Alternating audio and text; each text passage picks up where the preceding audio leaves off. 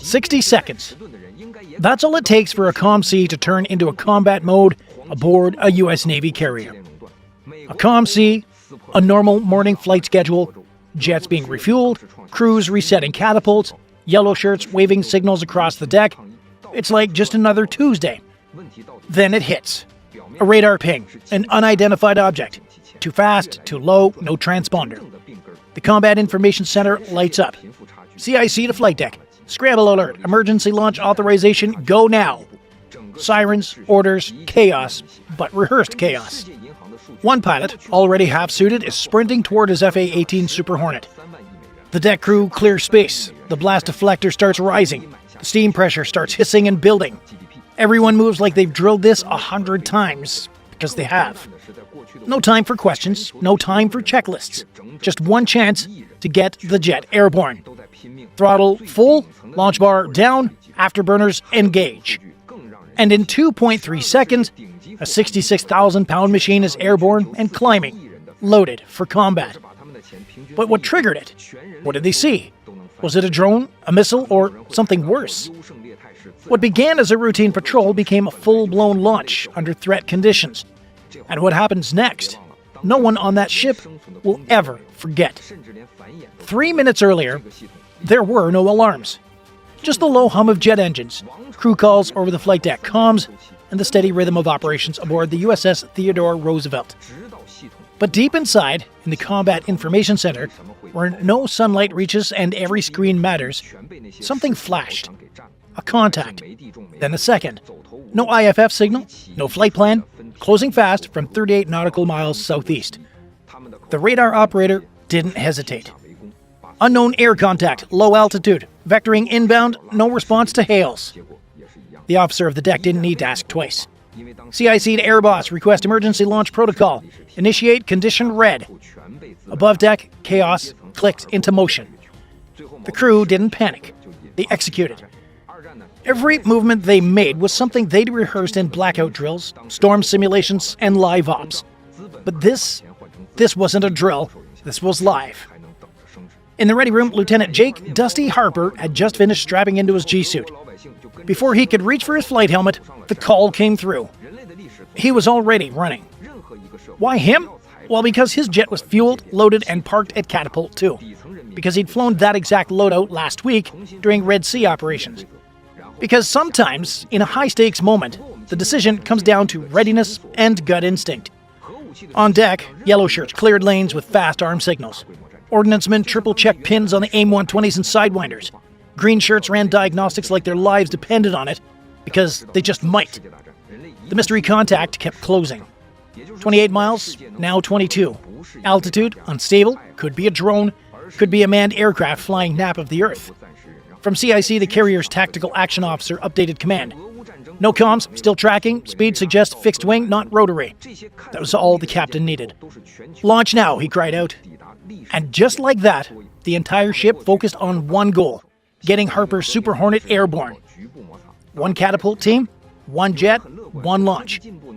Steam pressure built as Harper taxied forward, hands steady despite the adrenaline spike.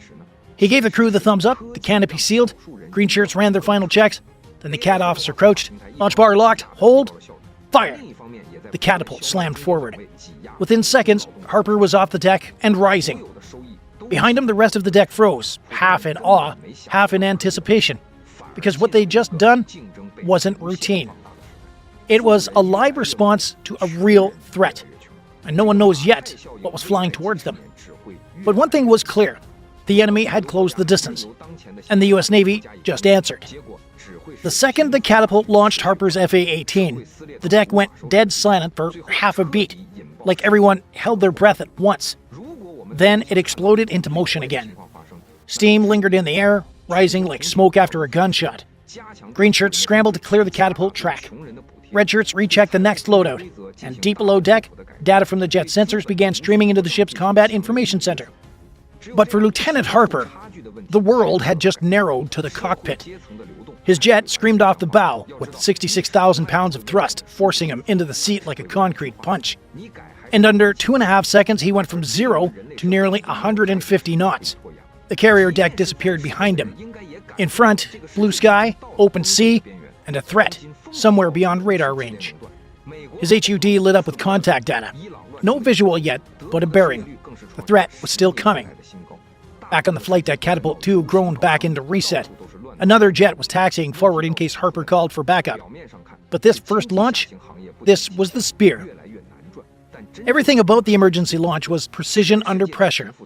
The launch bar had to engage perfectly. The shuttle had to fire with split-second timing. Every person on that deck has one job, and it better be perfect, especially when launching under red alert. Inside the cockpit, Harper switched to internal comms. Raven 1 airborne, climbing Angels, 15, confirming task. From the bridge came the response. Raven 1, your weapon's tight. Confirm track, intercept, and identify. Translation, don't shoot unless you're absolutely sure. This wasn't the Middle East in 2004. This was modern warfare, where one misfire could spark headlines, or even worse. He leveled out at 15,000 feet, turned into the wind, and lit the afterburners again. If something was coming, he'd find it. And if it was hostile, he'd be the first and maybe the only line of defense. Because right now, Harper wasn't just a fighter pilot. He was the firewall.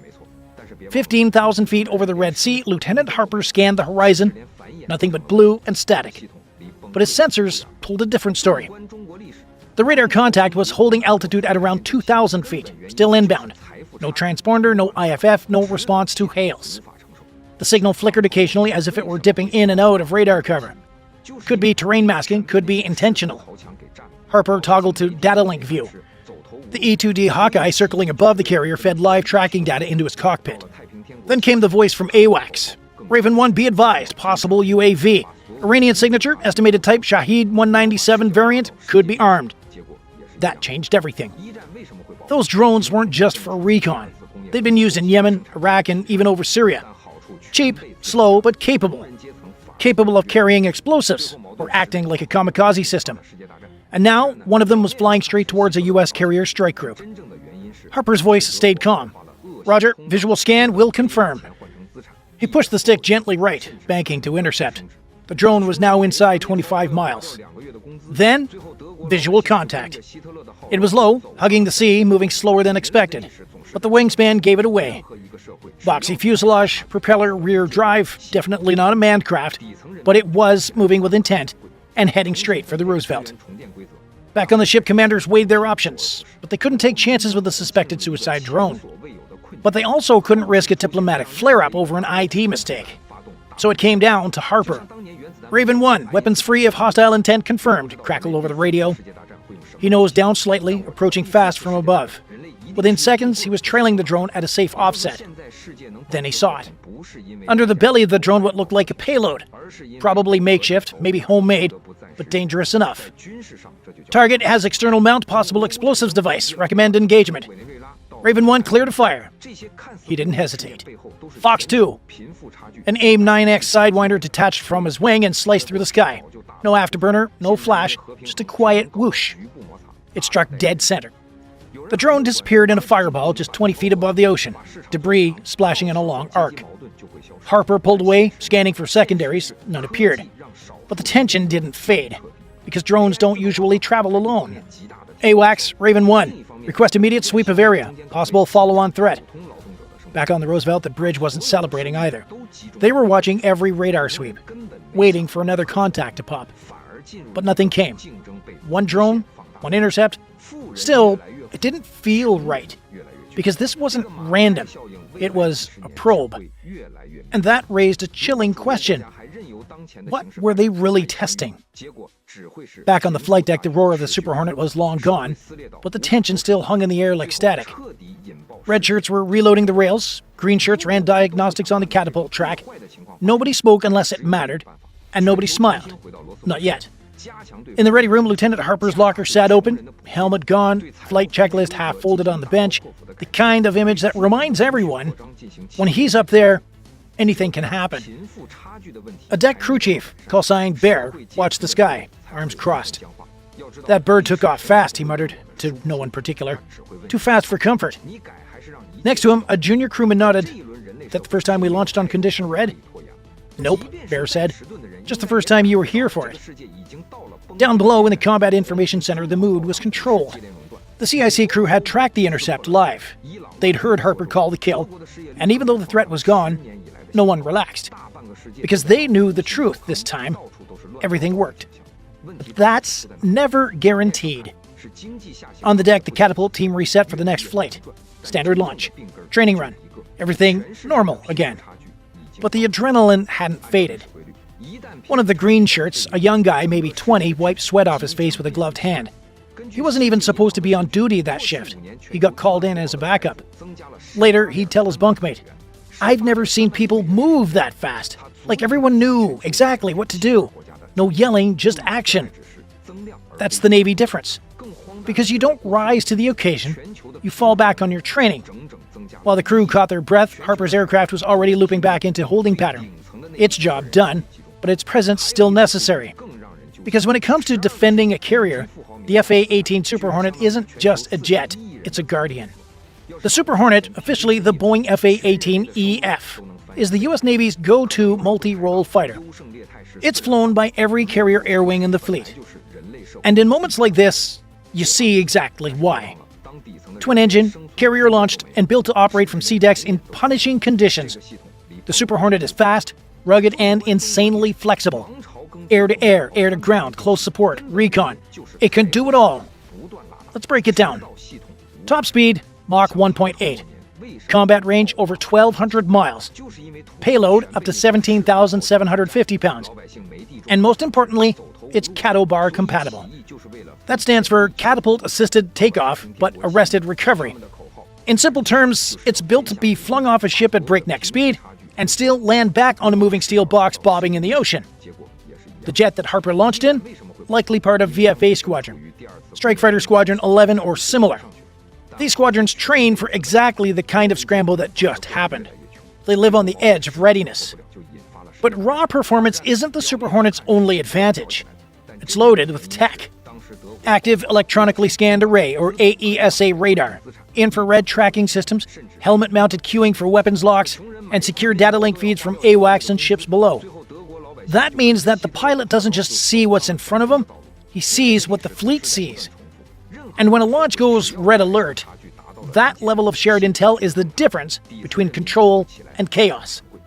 That drone never had a chance. But if it had been something worse, something faster, smarter, manned, Harper still would have had the tools to take it down. Because the Super Hornet isn't just an aircraft, it's the fist behind the fleet. It worked, this time, perfectly. But that's not always how it goes. What if Harper's jet hadn't launched in time? What if the drone had reached the carrier? What if it wasn't a lone UAV, but the lead element in a coordinated attack? Those aren't fantasy scenarios, let me tell you. Those are real risks that the Navy trains for every day. Take the 2022 incident aboard the USS Carl Vinson. A routine F-18 landing ended in disaster when the jet overshot the deck, slammed into the ocean, and injured multiple crew during the recovery. Or in 2020, when a fire broke out on the USS Nimitz flight deck during a launch sequence. In both cases, minor timing failures created major chaos. And when we talk about emergencies at sea, timing is everything. A faulty catapult valve, a dropped pin, a glitch in the flight controls, even a half-second delay in the throttle roll-up can mean the difference between airborne and crashed off the bow. Then there's always the threat in the sky. What if that drone had been carrying an EFP charge or a dirty payload? The consequences wouldn't just be tactical, they'd be international. One explosion on deck and the whole strike group enters DEFCON level readiness. That's why every piece of the system matters. Every sensor, every mechanic, every deckhand, every checklist. Because even with all that firepower, all that steel and speed, the system only works if everyone gets it right every time. And today, they did. But the next time, they might not get a warning. From the outside, it looked like a normal jet launch. But if you were on deck that day, if you felt the sirens, saw the scramble, heard the roar of that catapult, then you know the truth. This was no routine flight. It was a textbook example of why U.S. Navy carriers are more than floating airports. They're war machines run by people, disciplined, trained, and ready to launch steel into the sky in under 90 seconds. And this time, that readiness made all the difference. A threat approached. The crew didn't flinch. The Super Hornet launched. The target never made it close. But ask any sailor or pilot and they'll tell you it's never just a drone. It's a test, which raises a question for you. What would have happened if the system failed? Let us know in the comments. What's your take on how close we came? And if you want more breakdowns like this, don't forget to like, subscribe, and hit that bell. And if you want to go a step further and support this channel directly, please join the fleet. You get loyalty badges, priority responses, and you help us bring more maritime true stories to the surface. Click join on our channel page and get on board. Thanks for watching.